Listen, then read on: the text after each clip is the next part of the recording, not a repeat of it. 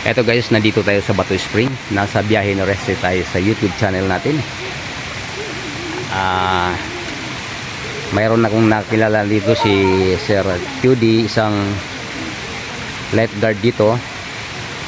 Tanungin lang natin kung itong Bato Spring saan ba talaga nasasakop. Marami nagsasabing San Pablo, Laguna. May nagsasabi din na ito'y sakop ng Quezon Province. Ngayon parang maliwanagan at malinaw, malaman natin kung talagang santo na sasakop ang Bato Spring. Ay pumayag naman siyang kausapin natin at magbigay ng information. Kaya nandito si Sir QD. Sir, magandang umaga sa iyo, sir. Magandang umaga po. Sir, bali gusto ko lang sanang malaman kung talagang sana sakop to, ito ba sakop ng Laguna o Quezon Province, kasi iba-iba ang mga sinasabi. May nagsabing Quezon Province, mayroon ding Laguna. Ano ba po talaga ang tama? Ito po ay boundaryhan ng Laguna at saka Quezon. Pero nakakasakop ng panahon ng aming San Pablo. San Pablo talagang nakakasakop nitong Bato Spring. Yun guys, ang totoo pala, ang talagang nakakasakop dito ay ang San Pablo, Barangay San Cristobal, San Pablo City. Okay, sakop ito ng San Cristobal o Barangay San Cristobal, San Pablo City.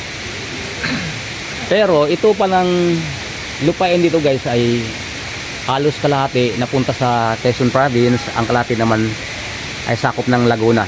Kaya lang, ang talagang nagmamayari na bayan ay ang San Pablo City sa Barangay San Cristobal. Ayun, kaya maliwanag na sa atin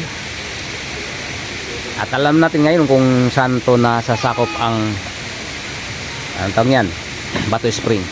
Matagal na ba kayo dito, boss? Bilang isang lifeguard. Okay, wala ba tayong experience na hindi maganda rito mula nung nag-umpisa ka rito, sir? Wala naman po.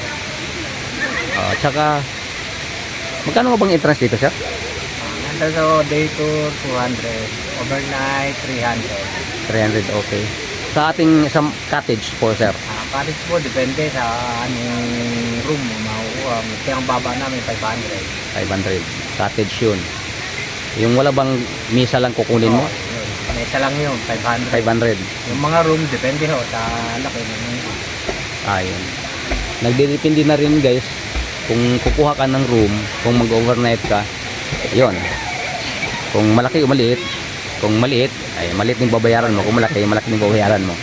Tama naman yung sinasabi ni sir. Pero ang siguradong ang babayaran mo na 500 ay yung misa, pag kumuha ka ng misa. Kaya sir,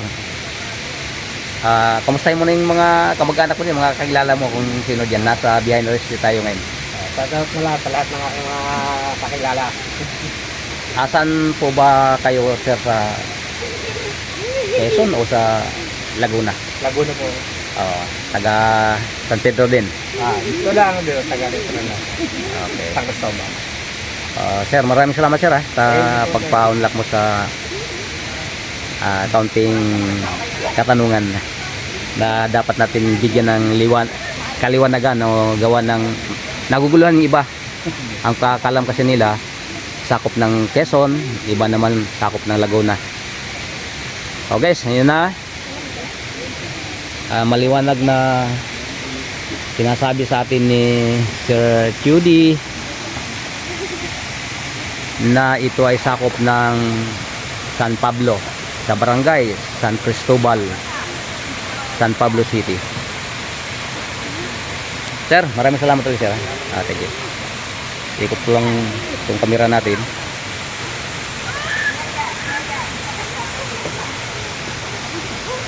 Ayan. Nandiyan yung pamilya ko, nandiyan ang asawa kong si Pe, si Eva May, at si Diana, yung apo ko.